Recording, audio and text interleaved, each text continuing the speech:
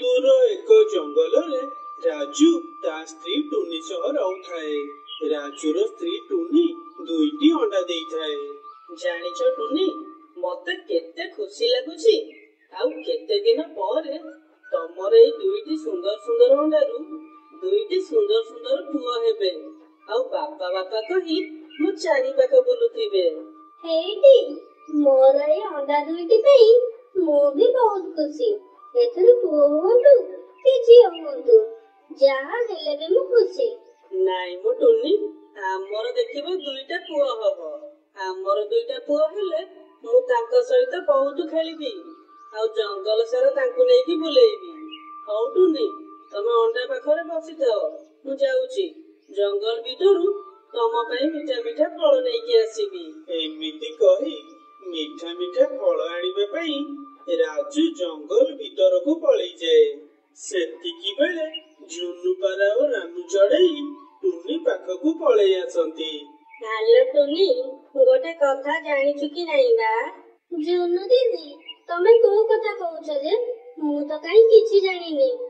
हालो तो स्वामी राजू बा जंगलटा जाक कहि बुलुची तोर ए दुईटी ओडारू कुआडे पुआ हेबे। हालो खाली पुआ हेले हबो आउ झियो हेले कोन हबनी? हां परा जुनु दीदी प्रथम थर पई आम कोळकू पिला आसीबे। से पुआ हुंतु कि झियो हुंतु जहा हेले मु खुशी।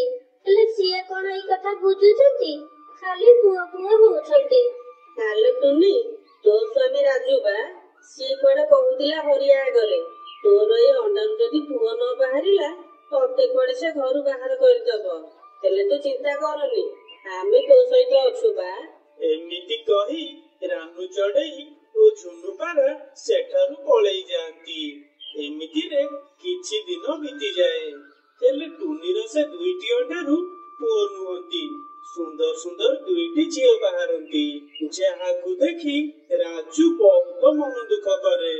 जाइलो टुनी मु केते आशा करिथिली कि हमर दुईटा पुआ हेबे हेले देखिले बेलको दुईटा झियो हेले। झियो माने मोर बिल्कुल भी पसंद नुहंती। पुआ हेतिले हम संसार आगको बढ़ई थांते। एबे मु कोन करिबी किछि भी जानि पारुनी। हेइटी तमे एमिति कोन कहउछ जे तमे परा एमानकर बापा बापा हेई कि ताको पिला मानकू के कोन एमिति कुहंती? प्रथम थर पई आम कोळकू छुआ आसीचंती। से पुआ हुंतु कि झियो हुंतु जहा हेले भी आमे खुशी हबा कथा। एमिति कोन मन दुख कले हबो? देखिबो एई झियो दिने हमर साहा भरोसा हेबे। हौ सुण मते बहुत जोरे भोक लागिलानी तमे गल्ला मो पई किछि खाइबा नै कि आसीबो। जाउची हेले मोर गोटे कथा कान खोलिकी सुनी रख। तम झियो माने जते बेले बड़ हेई जिबे सेमानकू कहि दबो कि मते जमा बापा डाकिबेनी आउ जदी भी केबे मते बापा डाकंती ताहले सेते बेले कोन हबो मते आउ कहिबोनी। तापरे राजू रागरे गरगर होई घरु बाहरी जाए। एमिति रे किछि दिन बीती जाए। दिन बीतीबा सहित राजूर दुईटी झियो कथा कहिबा शिखि जांती। बापा बापा हमर बुलिबा पई बहुत इच्छा होउची। हमकू तम संगरे बुलेबाकू नै चलो ना बापा। कोन हेले तू मते बापा डाकिलु? तोर तो भारी साहस टुनी। मु सेदिन तुमको कोन कहितिली कि एमानकू कहि दबो मते बापा केबे डाकिबेनी। एई थरक तम मुंहकू चाहि मु एमानकू छाड़ी दउची। हेले आउ जो दिन मते बापा डाकिथिबे एमानकू बहुत बाडैबी। हेइटी दया करी तमे एमिति कुहनी। छोट पिला मानकर मन दुख हबो।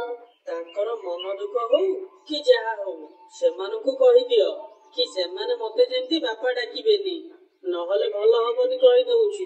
एमिति कही राजू रागरे घरु बाहरी जाए। मामा बापा कोन पई हम ऊपर एमिति रागुचंती? से कोन हम निज बापा नुहंती कि? नाइ रे झियो सेमिति किछि कथा नाही। तम बापांक कथा को तमे धरिबनी। कथा कोन कि तम बापा चाहुथिले कि तमे दुई जण पुओ हुओ बोली। तमे झियो हेला त सेति पई तम बापा टिके मन दुख करूछंती। ତମେ ତମ ବାପାଙ୍କୁ ଆଉ କେବେ ବି କିଛି କହିବନି। ତମ ଦୁଇ ଜଣଙ୍କର ଯାହା ଦରକାର ତମେ ମାନେ ମତେ କହିବ। ଠିକ ଅଛି ମାମା, ଆମେ ଆଉ ଆମ ବାପାଙ୍କୁ କିଛି ବି କହିବୁନି, ଆଉ ତାଙ୍କୁ ବାପା ବୋଲି ବି ଡାକିବୁନି। ଏମିତିରେ କିଛି ଦିନ ବିତିଯାଏ। ଟୁନି ଚଢେଇ ପୁଣି ଗୋଟିଏ ଅଣ୍ଡା ଦିଏ। ମାମା, ଏବେ ଆମ ଘରକୁ ଯିଏ ଆସିବାକୁ ଯାଉଛି ଦେଖିବ ସିଏ ଗୋଟେ ପୁଅ ହବ। ତାକୁ ଦେଖିକି ଆମ ବାପା ବହୁତ ଖୁସି ହେଇଯିବେ। ହଁ ଲୋ ଝିଅ, ମୁଁ ଠାକୁରଙ୍କୁ ଡାକୁଛି ଏଇ ପାଳିକ ଗୋଟେ ପୁଅ ହଉ, ଯାହାକୁ ଦେଖିକି ତୋ ବାପା ବହୁତ ଖୁସି ହେଇଯିବେ। ଟୁନି ମୁହଁରୁ ଏତିକି କଥା ସରିଛି କି ନାହିଁ, ସଙ୍ଗେ ସଙ୍ଗେ ରାଜୁ ଘରକୁ ପଳେଇ ଆସେ। ଆଉ ଟୁନି ଗୋଟେ ଅଣ୍ଡା ଦେଇଥିବାର ଦେଖି ରାଜୁ ବହୁତ ଖୁସି ହେଇଯାଏ। ଆରେ ଟୁନି, ତମେ ପୁଣି ଗୋଟେ ଅଣ୍ଡା ଦେଇଛ। ଯାହା ହଉ ଭଲ ହେଲା, ଭଗବାନ ଆମ ଡାକ ଶୁଣିଛନ୍ତି। ଦେଖିବ ଏଇଥରକ ଆମର ଗୋଟେ ନିଶ୍ଚୟ ପୁଅ ହବ। ହେଇଟି, ମୁଁ ଜାଣିଥିଲି ତମେ ଆଉ ଗୋଟେ ଅଣ୍ଡା ଦେଖିଲେ ବହୁତ ଖୁସି ହେଇଯିବ। ଭଗବାନ କରନ୍ତୁ କି ଏଇ ପାଳି ଆମର ଗୋଟେ ପୁଅ ହଉ। ଟୁନି, ତମେ ଅଣ୍ଡା ପାଖରେ ବସିଥାଅ, ମୁଁ ଯାଉଛି ଜଙ୍ଗଲରୁ ତମ ପାଇଁ ମିଠା ମିଠା ଫଳ ନେଇ ଆସିବି, ତମେ ଖାଇବ। ଏମିତିରେ କିଛି ଦିନ ବିତିଯାଏ। ହେଲେ ଏଇଥରକ ବି ସେ ଅଣ୍ଡାରୁ ଗୋଟିଏ ଝିଅ ଛୁଆ ବାହାରେ, ଯାହାକୁ ଦେଖି ରାଜୁ ପୁରା ପୁରି ରାଗିଯାଏ। ଆରେ ଇଏ କଣ, ପୁଣି ଗୋଟେ ଝିଅ? ବହୁତ ହେଇଗଲା ଟୁନି, ମୁଁ ଏସବୁ ଆଉ ଦେଖିପାରିବିନି। ତମେ ଏଇ କ୍ଷଣି ତମ ଝିଅ ମାନଙ୍କୁ ନେଇ ଏ ଘର ଛାଡି କୁଆଡେ ପଳେଇ ଯାଅ। ହେଇଟି, ତମେ ଏମିତି କଣ କହୁଛ? ଏଇ ଛୋଟ ପିଲାମାନଙ୍କୁ ନେଇ ମୁଁ କୁଆଡେ ଯିବି କହିଲ? ଏ ଦୁନିଆରେ ତମ ଛଡା ମୋର ଆଉ କିଏ ଅଛି ଯେ? ତମେ ଯୁଆଡେ ବି ଯାଅ, ମୋର କିଛି ଯାଏ ଆସେ ନାହିଁ। ହେଲେ ତୁମକୁ ସଫା ସଫା କହିଦଉଛି, ତମ ଏ ଝିଅ ମାନଙ୍କୁ ନେଇକି ମୋ ସାମ୍ନାକୁ କେବେ ଆସିବନି କହିଦଉଛି। ଠିକ ଅଛି, ମୋ ଝିଅ ମାନଙ୍କୁ ନେଇକି ଏ ଘର ଛାଡି ମୁଁ ସବୁଦିନ ପାଇଁ ଚାଲିଯିବି। ତାପରେ ଟୁନି ତାର 3ଟି ଝିଅଙ୍କୁ ନେଇ ରାଜୁର ଘର ଛାଡି ଚାଲିଯାଏ। ବାଟରେ ତାର ଝୁନୁପାରା ସହ ଦେଖା ହେଇଯାଏ। ହାଲୋ ଟୁନି, ତୋର ଏ ଝିଅ ମାନଙ୍କୁ ନେଇ ତୁ କୁଆଡେ ଯାଉଛୁ ବା? ଟୁନି ଚଢେଇ ଝୁନୁପାରାକୁ ସବୁ ସତ କଥା କହିଦିଏ। ଟୁନି ଚଢେଇ ତା 3ଟି ଝିଅଙ୍କୁ ନେଇ ଗୋଟେ ଗଛ ଉପରେ ଛୋଟ କୁଡିଆ ଘରଟିଏ କରିକି ରହିବାକୁ ଲାଗେ।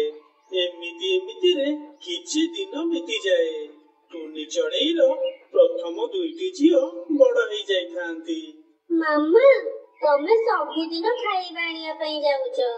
ଆଜି ତମେ ଆମ ସାନ ଭଉଣୀ ପାଖରେ ଥାଅ, ଆମେ 2 ଭଉଣୀ ଯାଉଛୁ ଜଙ୍ଗଲ ଭିତରୁ ଖାଇବା ନେଇକି ଆସିବୁ। ଆରେ ମା, ତମେ ଆଜି ପ୍ରଥମ ଥର ପାଇଁ ଯାଉଛ, ବେଶୀ ଦୂରକୁ ଯିବନି, ଆଉ ଜଲ୍ଦି ଫେରି ଆସିବ। ମୁଁ ତମ ସାନ ଭଉଣୀ ପାଖରେ ଅଛି। ତାପରେ ଟୁନି ଚଢେଇର ବଡ ଝିଅ 2 ଜଣ ଖାଇବା ଆଣିବା ପାଇଁ ଜଙ୍ଗଲ ଭିତରକୁ ପଳେଇ ଯାଆନ୍ତି। ସେପଟେ ରାଜୁ ଖାଦ୍ୟର ସନ୍ଧାନରେ ଜଙ୍ଗଲ ଭିତରକୁ ଆସିଥାଏ। ରାଜୁ ଖାଦ୍ୟ ଖୋଜୁ ଖୋଜୁ ଗୋଟେ ଗଛରୁ ଡାଳଟିଏ ଭାଙ୍ଗି ଯାଇ ରାଜୁ ଉପରେ ପଡିଯାଏ। ରାଜୁ ଜୋରରେ ଚିତ୍କାର କରିବାକୁ ଲାଗେ। ଆରେ କିଏ କୋଉଠି ଅଛ, ମତେ ବଞ୍ଚାଅ। ମୁଁ ଗୋଟେ ଗଛର ଡାଳ ତଳେ ଚାପି ହେଇଯାଇଛି, ମତେ ବଞ୍ଚାଅ, କିଏ କୋଉଠି ଅଛ?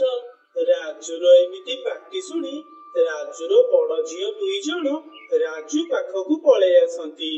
ରାଜୁ ସେମାନଙ୍କୁ ଚିହ୍ନି ପାରେନି, କାହିଁକି ନା ସେମାନେ ଟିକେ ବଡ ହେଇଯାଇଥାନ୍ତି। ହେଲେ ଝିଅ 2 ଜଣ ତାଙ୍କ ବାପାକୁ ଠିକ ଚିହ୍ନି ପାରନ୍ତି। ନିଜର ପରିଚୟ ନ ଦେଇ ତାଙ୍କ ବାପା ଉପରୁ ସେ କାଠ ଡାଳଟିକୁ ହଟେଇ ଦିଅନ୍ତି। ହାଲୋ ଝିଅ, ତୁ ଏଇଠାରେ ଥା। ତୋ ଦିଦି 2 ଜଣ କୁଆଡେ ସେତେବେଳୁ ଯାଇଛନ୍ତି ଯେ ଏଯାଏ ବି ଫେରି ନାହାନ୍ତି। ମୁଁ ଯାଉଛି, ଦେଖେ ସେମାନେ କୋଉଠି ଅଛନ୍ତି। ତାପରେ ଟୁନି ଚଢେଇ ତା ବଡ ଝିଅ 2 ଜଣଙ୍କୁ ଖୋଜିବା ପାଇଁ ଜଙ୍ଗଲ ଭିତରକୁ ପଳେଇ ଯାଏ। ସେ ଉଡି ଉଡି ଯାଇ ସେଇ ଜାଗାରେ ପହଞ୍ଚିଯାଏ। ରାଜୁ ଟୁନି ଚଢେଇକୁ ଦେଖି ଆଶ୍ଚର୍ଯ୍ୟ ହେଇଯାଏ। ଟୁନି, ତମେ ଏଠାରେ? ହଁ, ମୁଁ କଣ ମତେ ଦେଖି ଆଶ୍ଚର୍ଯ୍ୟ ହେଇଗଲ? ତମେ ଭାବୁଥିଲ ବୋଧେ ମୁଁ ମରିଯାଇଛି। ମୁଁ ମରିନି, ମୁଁ ବଞ୍ଚିଛି। ଛାଡ, ମୁଁ ମଲେ କେତେ ବଞ୍ଚିଲେ କେତେ, ତମର କଣ ଯାଉଛି? ଆଚ୍ଛା, ମୁଁ ଟିକେ ଶୁଣେ, ତମେ ଏଠାରେ କଣ କରୁଛ? ତାପରେ ରାଜୁ ଟୁନି ଆଗରେ ସବୁ ସତ କଥା କହିବାକୁ ଲାଗେ। ଏଇମାନେ ଆଉ କେହି ନୁହନ୍ତି, ଏଇମାନେ ହେଲେ ତମରି ଝିଅ, ଯୋଉମାନଙ୍କୁ ଘୃଣା କରି ତମେ ଘରୁ ବାହାର କରିଦେଇଥିଲ। ଦେଖିଲ ତ, ଏଇମାନେ ଆଜି ତମର ଜୀବନ ବଞ୍ଚେଇ ଦେଲେ। ଟୁନି, ମୋ ଭୁଲ ମୁଁ ବୁଝିପାରୁଛି। ମୁଁ ତମ ଉପରେ ଆଉ ମୋ ପିଲାମାନଙ୍କ ଉପରେ ବହୁତ ଅନ୍ୟାୟ କରିଛି। ପୁଅକୁ ପାଇବା ଆଶାରେ ମୁଁ ଅନ୍ଧ ହେଇଯାଇଥିଲି। ଟୁନି, ଚାଲ ଆମ ପିଲାମାନଙ୍କୁ ନେଇ ଆମ ଘରକୁ ଆମେ ଫେରିଯିବା। ତାପରେ ରାଜୁ ତା ସ୍ତ୍ରୀ ଟୁନି ଓ ଝିଅ 3 ଜଣଙ୍କୁ ନେଇ ଘରକୁ ପଳେଇ ଯାଏ। ସେମାନଙ୍କ ସହ ଖୁସିରେ ରହିବାକୁ ଲାଗେ। ସାଙ୍ଗ